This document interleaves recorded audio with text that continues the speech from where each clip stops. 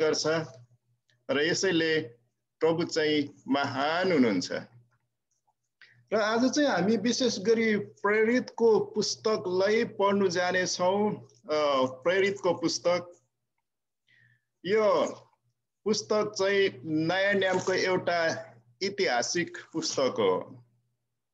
अनि यो लामो च्याप्टर छ, लामो अध्याय छ, तर पनि हामी यसलाई पढ्दै पढ्दै जानुपर्छ बिस्तारै, र छिटो पनि गर्नु हुँदैन हैन। र छिटो छिटो गयो भने पनि हामी केही बुझ्नु सकिँदैन, र कम्ती कम्ती बुझ्ने कोसिस गर्नुपर्छ, कम्ती कम्ती बुझ्नुको लागि कोसिस गर्नुपर्छ। जाऊ हामी परिचयमा जाउँ। सायद मेरो यहाँ नोटहरू छन् जस्तो लाग्यो। आज विशेष गरी ल 11 तारिक भएछ, यता उतातिर 12 तारिक भयो होला। म सबै पढेर जानेछु, तपाईहरु सुनिदिनु होला। प्रेरित पुस्तक परिचय। पुस्तक परिचय। प्रेरितहरूको काम भन्ने पुस्तक लुकाले लेखेको इतिहासको दोस्रो खण्ड हो। पहिलो खण्ड चाहिँ लुकाको सुसमाचार हो। तिनको सुसमाचारमा लुकाले येशू ख्रीष्टको विषयमा लेखेका छन्, र प्रेरितहरूका काम यो पुस्तकमा तिनले विशेष गरी येशूका चेला र पाउल प्रेरितका कामका विषयमा लेखेका छन्। प्रेरितहरूका कामको पुस्तक ईसाई पूर्व सम्वत 60 र 65 को बीचमा लेखिएको थियो भन्ने धेरै जसो विद्वानहरूको विचार छ। पाउल रोममा गएर आफ्नो मुद्दाको फैसला पर्खिरहेका थिए।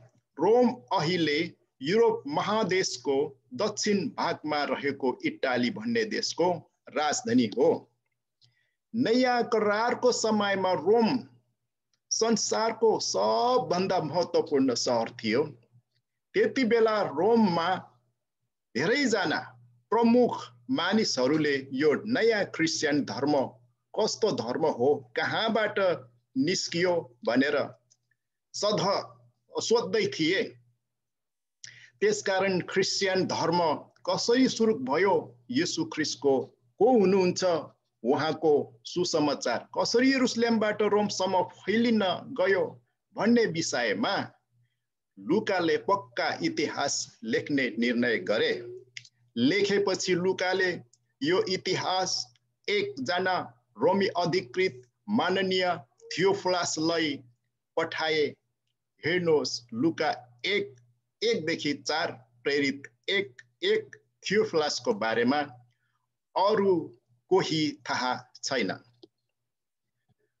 पाउल लुकालाई प्रिय डाक्टर लुका भन्छन्। क्लासी 4:14 लुका मध्य पूर्वको सिरिया देशको एन्टिओखिया भन्ने ठाउँ सहरका मानिस थिए। सायद पाउल एन्टिओखियामा बस्दा लुका र तिनको भेट भएको थियो।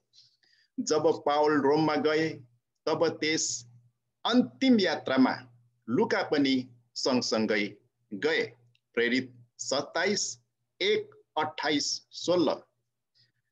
क्रिस्चियन मण्डलीको सुरुवातको विषयमा लेखिएको यो पुस्तकलाई प्रेरितहरूका काम भनिएको छ, तर खास गरी यस पुस्तकलाई पवित्र आत्माको काम पनि भन्न सकिन्छ, किनभने जुन काम ती प्रेरितहरूले गरे ती कामहरू पवित्र आत्माको अनुग्रह र शक्तिले नै गरेका थिए।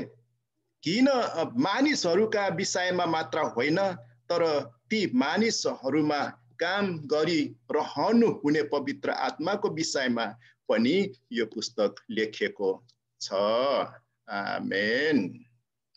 र यहाँनिर हामीले प्रेरितको पुस्तकको परिचय हेर्दैछौँ। सबैभन्दा पहिलो त हामीले परिचय अथवा इन्ट्रोडक्सन हेर्छौँ हैन।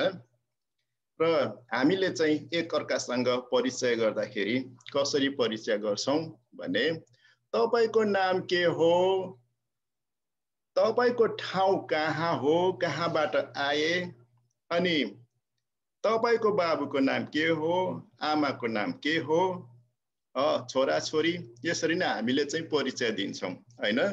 र त्यसैले गर्दाखेरि यो चाहिँ प्रेरितको पुस्तकको परिचय हो। र यो प्रेरितको पुस्तकको लेखक चाहिँ डाक्टर लुका रहेछ हैन।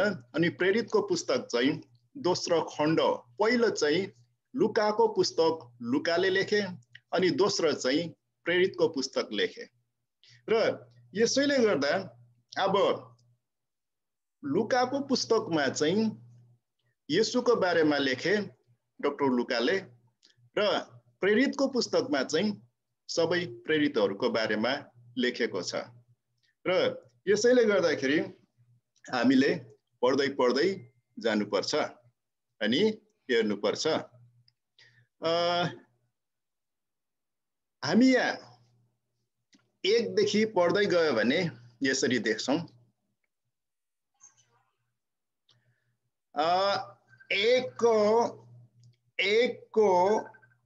एकदेखि 8 सम्म यहाँनिर के लेखेको छ भने 1देखि 8 सम्म एस्युरेन्स, यो चाहिँ एउटा कन्फिडेन्स प्रमिस फ्रम जेजस, र येशूले चाहिँ एउटा प्रमिस गरेको हैन, कन्फिडेन्ट गरेको बारेमा हामी 1देखि 8 सम्म देख्छौँ। र यहाँनिर के लेखिएको छ भने प्रिय थियोफिलस, येशूले गर्न र सिकाउन थाल्नु भएका सबै कुराका विषयमा मेरो पहिलो पुस्तकमा मैले लेखेको छु। आफैले छान्नु भएका प्रेरितहरूलाई येशूले पवित्र आत्माद्वारा आज्ञा दिनु भएपछि उहाँ स्वर्गमा उचाली लगिनु भएको दिनसम्म सबै कुरा त्यस पुस्तकमा लेखेका छन्। आफ्नो दुःख भोगपछि धेरै अकट्य प्रमाणद्वारा तिनीहरूका सम्मुख उहाँले आफैलाई जीवित प्रस्तुत गर्नुभयो। 40 दिनसम्म उहाँ तिनीहरू कहाँ देखा पर्नुभयो अनि परमेश्वरका राज्यको विषयमा तिनीहरूलाई बताउनु भयो। तिनीहरूसँग भजनमा बस्नु हुँदा उहाँले तिनीहरूलाई यस्तो आदेश दिनुभयो, तिमीहरू यरुशलेमबाट कतै नजाऊ, तर पिताले गर्नुभएको प्रतिज्ञाको प्रतीक्षा गर। यसबारे तिमीहरूले मबाट सुनिसकेका छौ, किनभने यूहन्नाले त पानीले बप्तिस्मा दिए, तर अबका थोरै दिनमा पवित्र आत्मा तिमीहरूको बप्तिस्मा हुनेछ। यसकारण जब प्रेरितहरू भेला भए तब तिनीहरूले उहाँलाई सोधे, हे प्रभु, के तपाईले इस्रायल राज्यको पुनर्स्थापना गरिदिनु हुनेछ? उहाँले तिनीहरूलाई भन्नुभयो, पिताले आफ्नो अधिकारद्वारा तोकिनु भएको बेला वा समय जान्ने तिमीहरूको काम होइन, तर पवित्र आत्मा तिमीहरूमा आउनु भएपछि तिमीहरूले शक्ति पाउनेछौ र तिमीहरू यरुशलेममा, सारा यहुदियामा र समरियामा र पृथ्वीको अन्तिम छेउसम्म मेरो साक्षी हुनेछौ। र हामी यहाँनिर के देख्छौँ भन्नाले यसको मुख्य भाग हामी के देख्छौँ, किन लेख्यो त भन्नाले यो पुस्तक लेख्नुको कारण चाहिँ पवित्र आत्माद्वारा प्रभुको काम भएको बारेमा हामी देख्छौँ। र पवित्र आत्मा एकदमै इम्पोर्टेन्ट छ। र हामीले यो 1:8 चाहिँ प्रेरितको पुस्तकको चाबी पद पनि हो। जबसम्म हामी ढोकामा चाबी खोल्दैनौँ तब भित्र प्रवेश गर्नु सक्दैनौँ हैन। र हामी पनि प्रेरितको पुस्तकको एउटा यो 1:8 चाहिँ चाबी पद नै देखिन्छ र उहाँले प्रमिस गरेको, उहाँले प्रतिज्ञा गरेको हैन, येशूले प्रतिज्ञा गरेको कुरोहरू कि यो डाक्टर लुकाले लेखेका छन् र यसैले गर्दाखेरि उहाँ एकदमै इम्पोर्टेन्ट व्यक्ति हो हैन, जो डाक्टर लुका पनि। र हामीले यहाँनिर देख्नु सक्यौं कि पहिला चाहिँ साक्षीको लागि गवाही हुनेछ यरुसलेममा, यहुदियामा, अनि त्यसपछि समरिया र पृथ्वीको अन्तिमसम्म नै गवाही हुनेछ। र यसैले गर्दाखेरि कि यो एकदमै इम्पोर्टेन्ट छ, एकदमै महत्त्वपूर्ण छ। र हामीले चाहिँ पर्सिया देख्यौं हैन, डाक्टर लुकाले चाहिँ यो पुस्तक लेखेको छ कसको लागि भन्नाले थियोफिलसको लागि।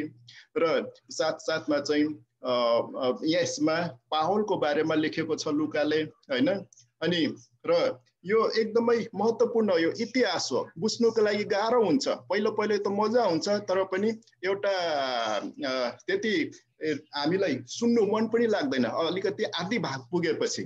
तर पनि हामीले सुन्नुपर्छ हैन, इतिहास इम्पोर्टेन्ट छ, महत्त्वपूर्ण छ।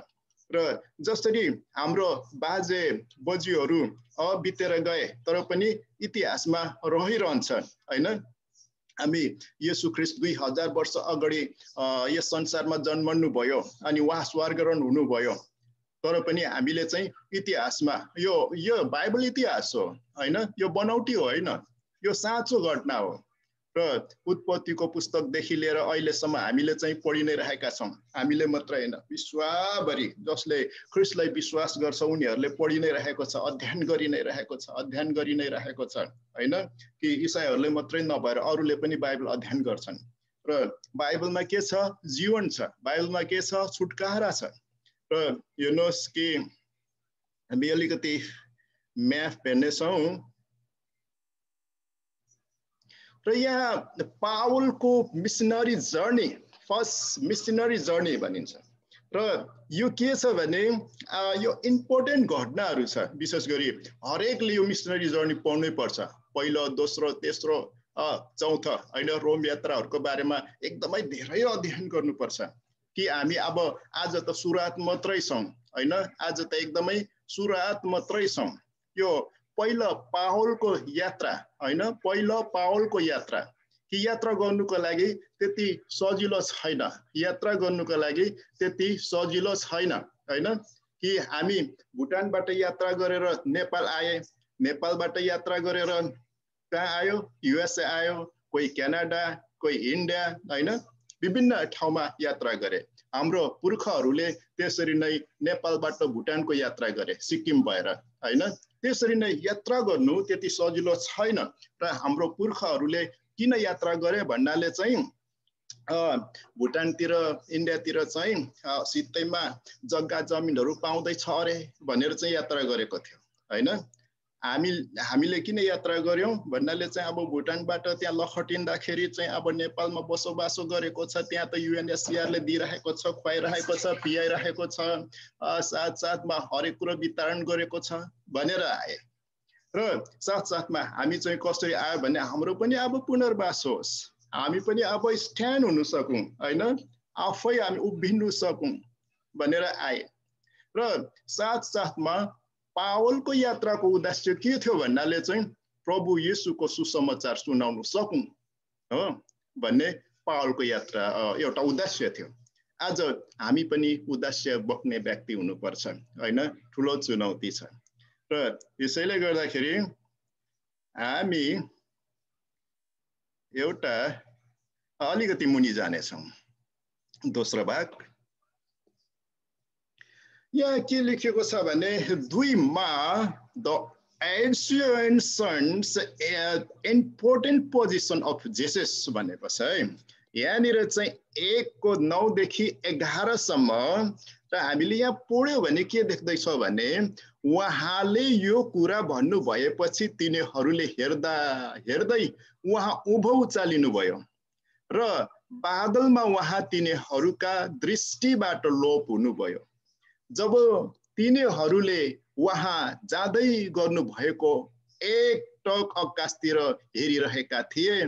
तब अचानक सेतो पोषक लगाएका दुईजना मानिस तिनीहरूका नजिक खडा भए।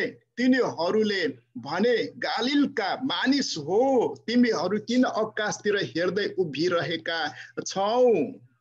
यही येशू जो तिमीहरूबाट स्वर्गमा लगिनु भयो, अहिले जसरी तिमीहरूले उहाँलाई स्वर्गमा जानु भएको देख्यौ, त्यसरी नै उहाँ फेरि आउनुहुनेछ। हैन, यहाँनिर हामी के देख्यौँ भने चाहिँ कि उहाँ चाहिँ फेरि पनि आउनुहुनेछ। हेर्नुहोस्, उहाँले चाहिँ यो पठाउनु भयो हैन। इम्पोर्टेन्ट पोजिसन भनेको चाहिँ अब के हो भने एउटा ग्यारेन्टीको साथमा गालिलेहरू चाहिँ अब उभतिर हेरिरहेको थियो र येशू त लगियो हैन, उँभो लगियो, उछालियो र हेर्दा हेर्दै आकाशमा लोप भयो हैन, बादलमा छक्कै पर्यो र परमेश्वरले स्वर्गदूतहरू पठाउनु भयो। जसरी तिमीहरूले येशूलाई आकाशतिर जाँदै गर्नुभएको देख्यौ, उहाँ त फेरि पनि आउनुहुनेछ। त्यसै कारणले हामीले चाहिँ विश्वास गर्नुपर्छ हैन। हामीले विश्वास गर्नुपर्छ, बाइबल अध्ययन गर्नुपर्छ, उहाँको भजनहरू गाउनुपर्छ, उहाँको नाचहरू गर्नुपर्छ, डेभोसन गर्नुपर्छ, संगति गर्नुपर्छ, प्रार्थना गर्नुपर्छ, अटुटसँग लागि नै रहनुपर्छ। हामीले हाम्रो आत्मालाई रिचार्ज गर्नुपर्छ हैन। कसरी? बाइबल अध्ययन गरेर। र प्रभुले हामीलाई एकदमै राम्रोसँग ठिक ठाउँमा राख्नु भएको छ, उहाँको महिमा गर्नुको लागि, उहाँको प्रशंसा गर्नुको लागि। जसरी अस्ति हामीले चाहिँ क्रिसमसमा प्रोग्रामहरू हेरिरहेका थियौँ हैन। हामी एउटा डान्स हेरौँ नानीको। ओके, एकैछिन है।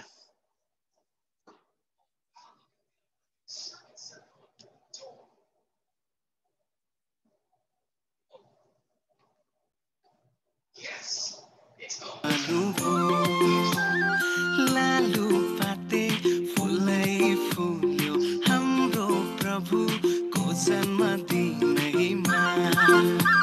संसारभरि रमाहट छायो, इम्मानुएल बेथलेममा जन्मनुभयो। सबै मिली गाउँ हे आज बडा दिनको गीत, ईश्वर पुत्र बोकी आए अनन्तको प्रीत। सबै मिली गाउँ हे आज बडा दिनको गीत, ईश्वर पुत्र बोकी आए अनन्तको प्रीत। लैबारीलाई बडा दिनको गीत, लैबारीलाई अनन्तको प्रीत। लैबारीलाई बडा दिनको गीत, लैबारीलाई अनन्तको प्रीत।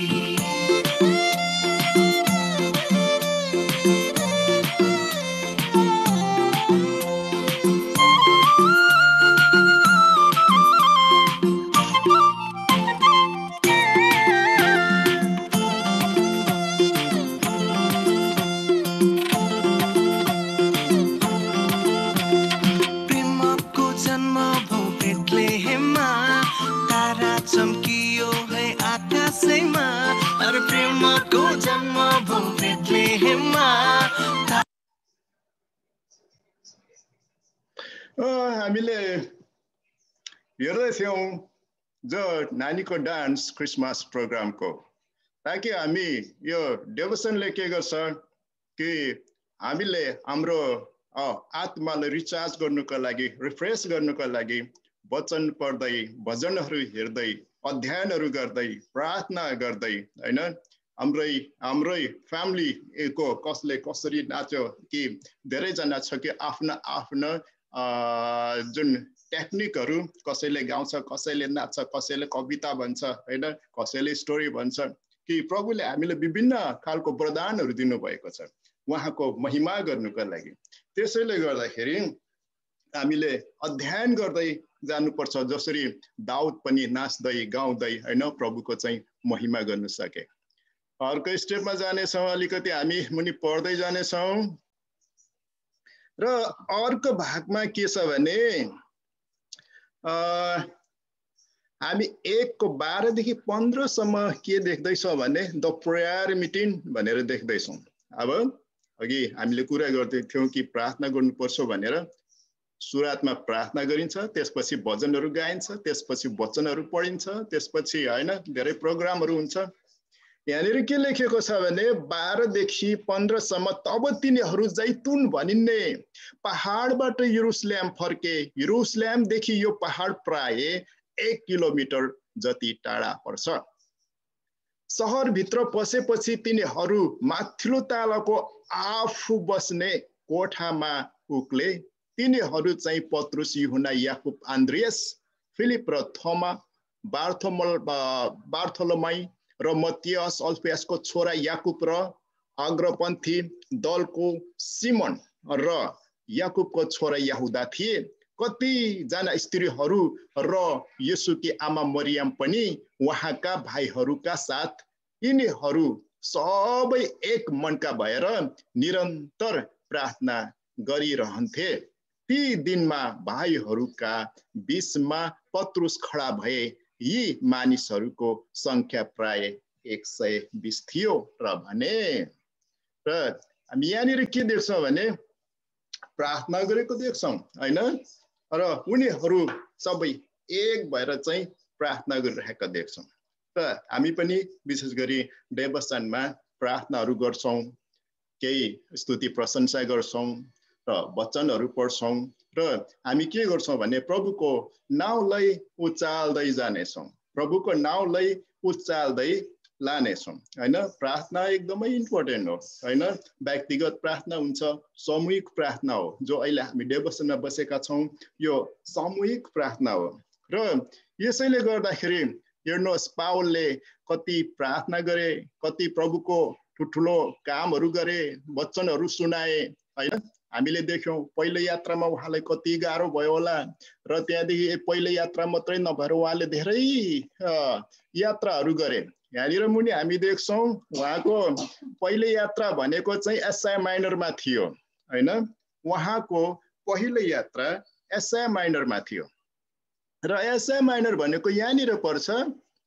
र त्यसपछि अर्को दोस्रो यात्रा माकेडोनियामा थियो र नि त्यहाँदेखि तेस्रो यात्रा उहाँको विशेष गरी एपिसोस साइड जो एसिया माइनरमै थियो। र त्यसपछि चौथो रोम यात्रा चाहिँ धेरै टाढामा थियो हैन, एकदमै टाढामा थियो। र यसैले गर्दाखेरि उहाँको यात्रा एकदमै धेरै अनि तकलिफहरू थियो र एकदमै तकलिफहरू थियो, एकदमै गाह्रो थियो। उहाँलाई पनि झटारोहरू आयो, तर पनि सुसमाचार सुनाउनुको लागि उहाँले कहिले पनि पछाडि हटेन हैन। र एकदमै उहाँ यी ठाउँहरूतिर घुमे र प्रभुको वचन प्रचार गरे। र त्यसपछि उहाँ फेरि पनि धेरैचोटि थुकाइ कुटाइमा परेको छ र त्यसपछि उहाँ प्रिजन जेलखाना पनि परेको छ हैन। उहाँलाई गाह्रो भएको छ। र यो रोम यात्रा भनेको चाहिँ एकदमै टाढो यात्रा थियो हैन। इटाली जो चाहिँ एकदमै टाढो यात्रा थियो, तर पनि एकदमै पावल एकदमै कन्फिडेन्ट, एकदमै अगाडि बढी नै रहे। र यो कुरोलाई चाहिँ हामीले प्रेरितको पुस्तकलाई हामीले राम्रोसँग अध्ययन गर्नु सक्यो भने कि हामीले धेरै कुरोहरू सिक्नु सक्छ। जति पनि यहाँबाट जो मिसनरीहरू जान्छ नि उनीहरूले सबै अध्ययन गरेको हुन्छ। यो मिसनरी जर्नी यो पावलको पुस्तकहरू सबै अध्ययन गरेको हुन्छ। अनि प्रेरितको पुस्तक यो लुकाको पुस्तक पनि सबै अध्ययन गरेको हुन्छ। र यसैले गर्दाखेरि प्रभुले पनि हामीलाई एकदमै येशूले महान आज्ञा दिएको छ कि जाओ सारा देशमा सुसमाचार सुनाऊ र विश्वास गर्नेहरूलाई पिता पुत्र पवित्र आत्माको नाउँमा बप्तिस्मा देऊ र जे मैले तिमीहरूलाई आज्ञा गरे तिनीहरूलाई ती सब गर्नलाई सिकाऊ भनेर यसरी बताएको छ हैन। र हामीले अझै मुनि हेरौँ चौथो भाग। र यहाँनिर चाहिँ द बिजनेस मिटिङ भनेर लेखेको छ। 16 देखि पुरै हामी 26 सम्म हेर्नेछौँ। भाइ हो धर्मशास्त्रको वचन पूरा हुनु पर्दथ्यो, जुन वचन येशूलाई पक्राउने हरूको अगुवा यहुदाको विषयमा दाउदको मुखबाट अघिबाटै पवित्र आत्माले बोल्नु भएको थियो किनकि त्यसको गणना हामीसँगै भएको थियो र यही सेवामा त्यसको हिस्सा पाएको थियो। त्यस मानिसको अधर्मको कमाइबाट एउटा जग्गा किन्यो र उधो मुन्टो भई खस्यो र त्यसको भुँडी फुट्यो र त्यसका सबै आन्द्रा भुँडी निस्के। यो कुरा यरुशलेमका बसिन्दाहरू सबैलाई थाहा थियो, थाहा भयो। त्यो जग्गाको नाउँ तिनीहरूको आफ्नो भाषामा खेलदामा राखियो, अर्थात् रगतको खेत।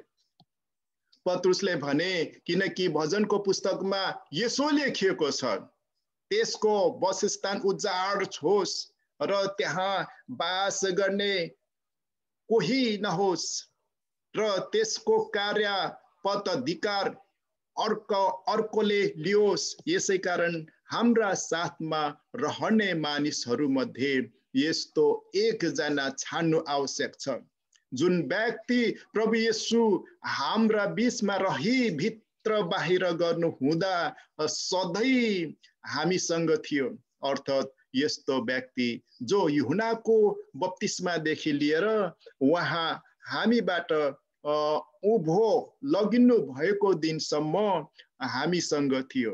त्यो मानिस हामी सँगसँगै उहाँको पुनरुत्थानको साक्षी हुनुपर्छ। तिनीहरूले दुईजना अर्थात् बर्नबास भन्ने योसेफ र जसको कुल नाउँ पुस्तक थियो र मत्तियासको नाउँ प्रस्तुत गरे। तिनीहरूले यसरी प्रार्थना गरे, सबै मानिसहरूका हृदयको कुरा जान्नुहुने प्रभु, यी दुई मध्ये तपाईले कसलाई चुन्नु भएको छ सो हामीलाई देखाउनुहोस्। 25मा र त्यो यस सेवा र प्रेरितको काममा प्रवेश गर्न सकोस्, जुन सेवाबाट यहुदा भड्केर आफ्नो निज ठाउँमा मर्यो। अनि तिनीहरूले ती दुईका बीचमा गोला हाले र मत्तियासको नाउँमा पर्यो र 11 प्रेरितहरूसँग तिनको गणना भयो। र यहाँनिर हामी के देख्छौँ भने हामी के देख्छौँ भने जो चाहिँ एउटा बिजनेस मिटिङ भनेर यो एउटा शीर्षक राखेको छ बाइबल विद्वानहरूले। र यो कि यहाँ के भएको छ भने किनबेचको कुरोहरू आएको छ हैन। र विशेष गरी कति इसाईहरूलाई पनि क्रिस्चियनहरूलाई पनि कति दोषहरू आउँछ हैन, यो त एउटा बिजनेस मात्रै हो भनेर। र हामीले चाहिँ एउटा आत्मिक बिजनेस गर्नुपर्छ, एउटा शारीरिक बिजनेस चाहिँ होइन हैन। हामीले आत्मिक बिजनेस गर्नुको मतलब चाहिँ हामी प्रभुको साँचो वचन सुनाउनु पर्छ र सारा मानिसहरूले पनि प्रभुलाई चिन्नुपर्छ। र यो नै हो प्रभुको उद्देश्य। यो इन्कम के हो भन्नाले चाहिँ सारा संसारमा भएका मानिसहरू प्रभुमा बाँचोस्, यति मात्रै हो। त्यो धेरै कमाउने एउटा घटाउने त्यस्तो खालको कुरो चाहिँ होइन। र यो हो कि आत्माको बढी बढाइ गर्ने, हामी सबै एक भएर हैन प्रार्थना गरेर वचन अध्ययन गरेर हामी एकअर्कालाई सेयरिङ गर्नुपर्छ, धेरै हामीले खट्नुपर्छ हैन। र यस्तो खालको निराशा हताशाहरू आउँछ, हामीलाई वचन अध्ययन गर्नु मन पर्दैन, प्रार्थना गर्नु मन पर्दैन। अस्ति हाम्रो पास्टर केबीले भन्दै थियो कि अहिलेको पेन्डेमिक समयमा जति नै हामीले चाहिँ प्रार्थना गरे तापनि प्रार्थना गरेको जस्तो हुँदैन, जति नै हामीले चाहिँ बाइबल अध्ययन गर्दा पनि अध्ययन गरेको जस्तो हुँदैन, जति नै हामी चाहिँ जुम सङ्गति गर्दा पनि सङ्गति गरेको जस्तो हुँदैन भनेर उहाँले चाहिँ भनिराख्नु भएको थियो हैन। यसले के दर्शाउँछ भन्नाले चाहिँ यो अन्तिमको दिनको चिन्ह हो। सारा मानिसहरू सेलाउने छ र धेरै खालको झै झगडा हुनेछ, लोभको कुरोहरू आउनेछ, कमण्डको कुरोहरू आउनेछ, भुइँचलो जानेछ, अनिकाल हुनेछ, सबै कुरो भइ नै रहेको छ। त अझै हामी चाहिँ किन अटेरी नै गरिबस्ने कि हामी प्रार्थना गर्नुपर्छ, प्रभुको सेवाकाईको लागि अगाडि बढी नै रहनुपर्छ। र हिजो अर्को झुन्ड हाम्रो भाइ बहिनीहरूले हैन एउटा युथको झुन्ड बनाएको थियो। म यताको सक्ने बित्तिकै म उताको झुन्डसँग प्रार्थना गरिरहेको थियो र प्रभुको वचनहरू सेयरिङ गरिरहेको थियो। र उद्देश्य यही नै हो, जति पनि झुन्ड छ कि सारा मानिसहरूले क्रिस्चियन लोकहरूले कि प्रभुको वचनहरू सेयरिङ गर्नुपर्छ। जबसम्म हामी पढ्दैनौँ नि, जबसम्म हामी स्टडी गर्दैनौँ कसरी सेयरिङ गर्ने, र यसैले गर्दाखेरि हामीले धेरैभन्दा धेरै स्टडी गर्नुपर्छ। र पढेर कहिले पनि सकिँदैन, सुनेर कहिले पनि सकिँदैन हैन। र प्रभुले हामीलाई यस ठाउँमा राख्नु भएको छ, विभिन्न ठाउँमा, कसैलाई भारतमा, कसैले नेपालमा, कसैलाई इन्डियामा, कसैलाई अस्ट्रेलिया, कोही चाहिँ मसिनो टापुहरूतिर पनि छ हैन। र ती टापुतिर पनि मानिसहरू प्रभुमा बाँच्नुपर्छ। जब त पहिला वायाम युथ मिसनले सुरु गरे, उनीहरू चाहिँ टापुमा गएर प्रभुको वचन सेयरिङ गरे। जस्तै जो फिलिपिनहरू भयो हैन, र एउटा मसिनो टापु, अझै मसिनो टापुहरू भयो, श्रीलङ्काहरू भयो, धेरै त्यस्ता टापुहरू छ, आइल्यान्डहरू छ हैन। र त्यस्ता ठाउँमा सुसमाचार सुनाउनुको लागि हेर्नुहोस् त्यति सजिलो छैन। र हामी पनि अहिलेको समयमा के पेन्डेमिक समय पनि एउटा गस्पेलिङ गर्नु सकौँ। र यो मेन गाँठो छ यहाँनिर त्यो प्रेरितको पुस्तकमा, जो मिसनरीको जर्नी। अब हामी भर्खर मात्रै पस्दैछौँ। अब जब हामीले 16 अध्यायदेखि उता हेर्दै जान्छौँ, त्यहाँदेखि मिसनरी जर्नीमा पस्छौँ। त्यहाँदेखि यतापट्टि 8 अध्यायतिर गयो भने हामी के देख्छौँ भने धेरै सतावटहरू, कि पावललाई कस्तो प्रकारले सतावट गरेको र स्टेफनसलाई चाहिँ मारेको कुराहरू त्यहाँनिर देख्छौँ, र पावलको जीवन परिवर्तनको बारेमा देख्छौँ। र त्यसैले गर्दाखेरि के हो भन्नाले चाहिँ हामी आफ्नो जीवनलाई समर्पण गर्नुपर्छ, र प्रार्थना, सङ्गति, वचन अध्ययन र हाम्रो गोल, र हामीले चाहिँ प्लान गर्नुपर्छ कि म केही गर्छु प्रभुको निम्ति हैन, कसैलाई सेयरिङ गर्छु भनेर एउटा गोल बनाउनु पर्छ चौथो स्टेपमा चाहिँ। र प्रभुले आशिष दिउन्। विशेष गरी आजको यो वचनमा हामीले चाहिँ 1 अध्याय मात्रै हल्का छोटकारीमा पढेका छौँ। हामी फेरि पनि भोलि पर्सिदेखि दोस्रो अध्यायतिर लम्कँदै जानेछौँ। अझै पनि पुस्तकको भित्र पुस्नु हामी बाँकी नै छौँ। प्रभुले आशिष दिउन्। यो वचनमा फेरि पनि यो समय म हाम्रो नानी सिर्जनालाई दिन चाहन्छु। सबैलाई जय मसीह।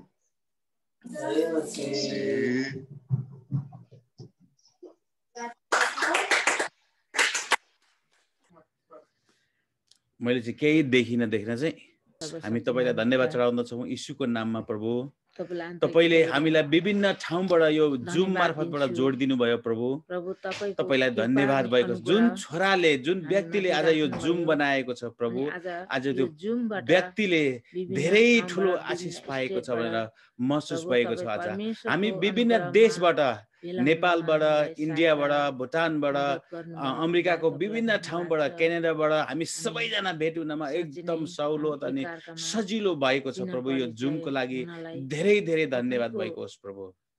अनि जुन आज सेवाकाई, आज हाम्रो डिभोसन, जुन प्रार्थनाको सेवा थियो प्रभु, आज हामीले असल तरिकाले गर्न सक्यौँ, मिठो वचन सुन्यौँ प्रभु। आज जुन प्रेरितको पुस्तकबाट वचन सुनेका छौँ प्रभु, यो सबै वचनले हामी दुई धरी तरावार भएर सुन्नेलाई अनि बोल्नेलाई सबै कार्य गरेको होस् प्रभु। हामीले यो ज्ञानले ठुलो ठुलो काम गरेर परमेश्वरको राज्यको लागि धेरै ठुलो महत्त्वपूर्ण कामहरू भएन सकेको होस् प्रभु। हामी सबैलाई सिकाउनुहोस्, बढाउनुहोस्। जसरी प्रभु यूहन्ना 14 को 26 पद अनुसारले हामी सबैजनालाई बढाउँदै हुर्काउँदै लानमा सहायता गर्नुहोस् प्रभु। तपाईलाई धन्यवाद भएको होस् आजको वचन बोल्ने छोरालाई, अनि त्यसरी नै हाम्रो वचन लिड गर्ने जुन छोरीले लिड गरेको थियो प्रभु, उसलाई पनि धन्यवाद भएको होस् प्रभु। सो तपाईलाई म विश्वास गर्दछु जति बिमारीहरू, रोगीहरू थियो सबै निको भइसकेका छन्, विश्वास गर्दछु प्रभु। धन्यवाद भएको होस्। अब सबै कुराहरू तपाईको चरणमा अर्पण गर्दछु। आजको सेवा, संगति, डिभोसन सबै तपाईको चरणमा अर्पण गर्दै, सबै कुराको लागि विसर्जन गर्दै, आशिष र अनुग्रह माग्दै यीशुको नाममा आमेन भन्न चाहन्छु। आमेन। जय मसीह। जय मसीह।